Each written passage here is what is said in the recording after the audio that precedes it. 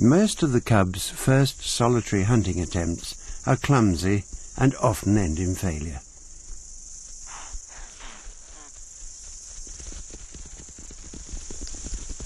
This is the most testing period in many young cheetahs' lives. They must kill or die. There are no alternatives. It's a vicious circle of desperate attempts and tantalizing misses, resulting in a gradual but inevitable decline in their physical condition.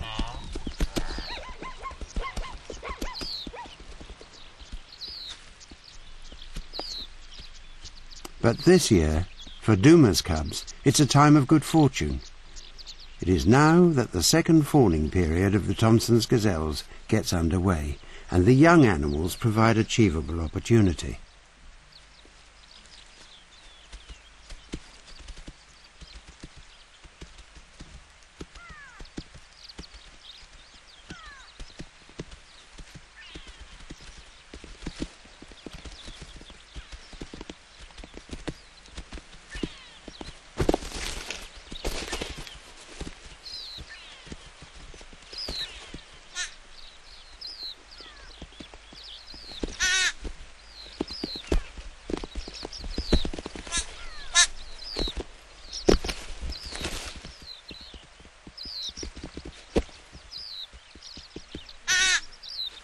With this unexpected time of bounty to see them through the steepest of learning curves, the cubs will thrive, and in time go their separate ways.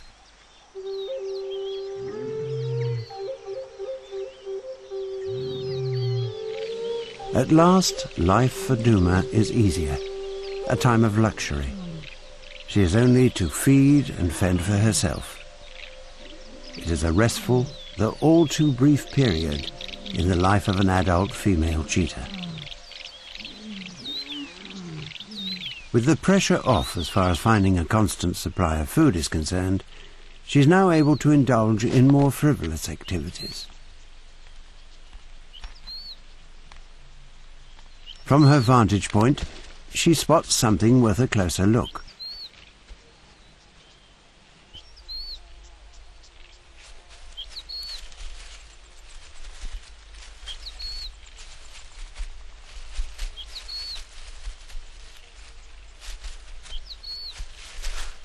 The mongoose may be small, but it's feisty, brave, and bad-tempered.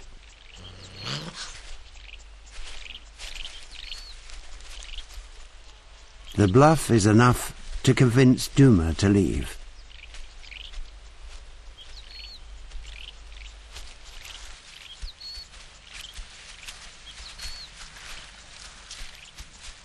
With only herself to cater for, Duma continues to find food with relative ease, but as always, she has to be on her guard if she is to keep her kills. She has always shared her home with the Maasai people. For the most part, cat and cattle herdsmen get along with an uneasy truce. The cheetah's no threat to the cows, but young, desperate and inexperienced cats have been known to pinch a goat or two. The resulting reprisals have developed a relationship of mutual respect. Just occasionally, the herdsmen see the cheetah not as a target or threat, but as an opportunity to gather some easy meat.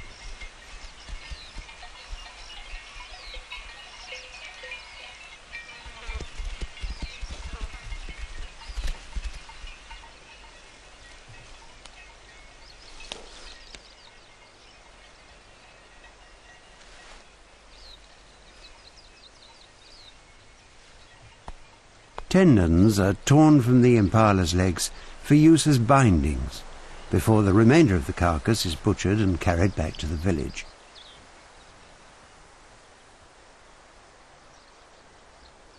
That Duma had fed well before her kill was taken at least makes the loss a little easier to bear.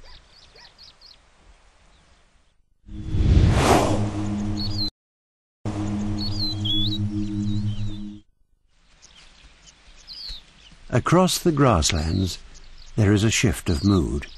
Many of the creatures which for much of the year graze amicably alongside each other have reason for dispute.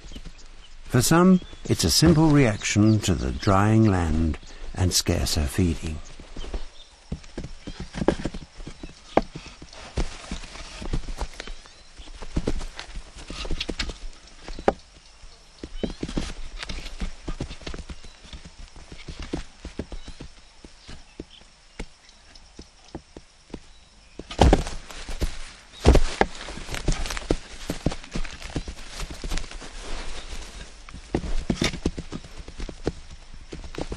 But for others, it's the opportunity to secure another generation that is the incentive to risk injury for supremacy.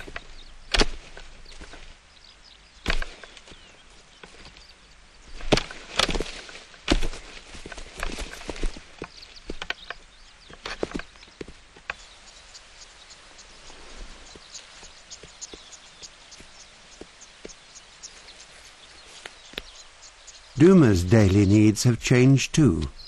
She's put on weight, and she's been eating more than usual. With so many members of the gazelle herds preoccupied with the rut, her chances of surprise have increased.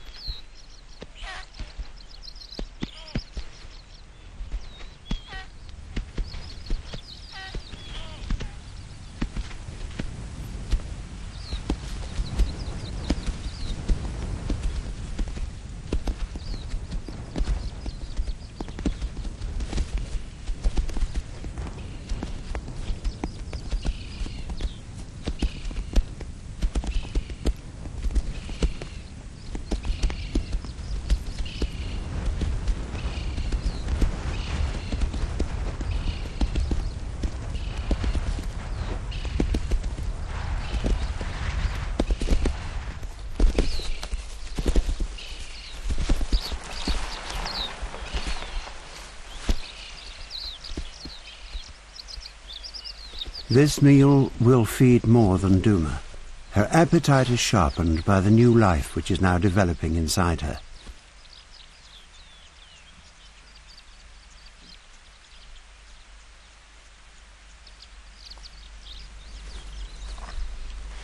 During her time alone, a brief encounter with the territorial male has ensured that once again she's to be a mother.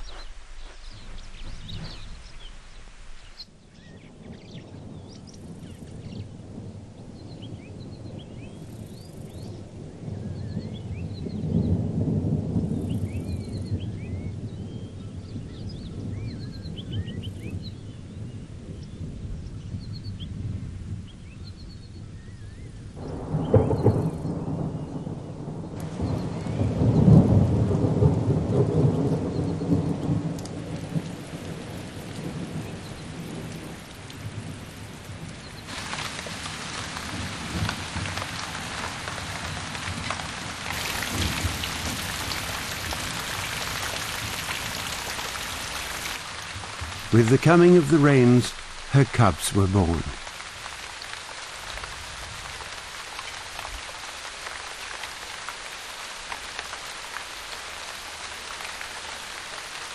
Two strong, healthy young, and a mother whose care, experience and tenacity will ensure that their future looks bright.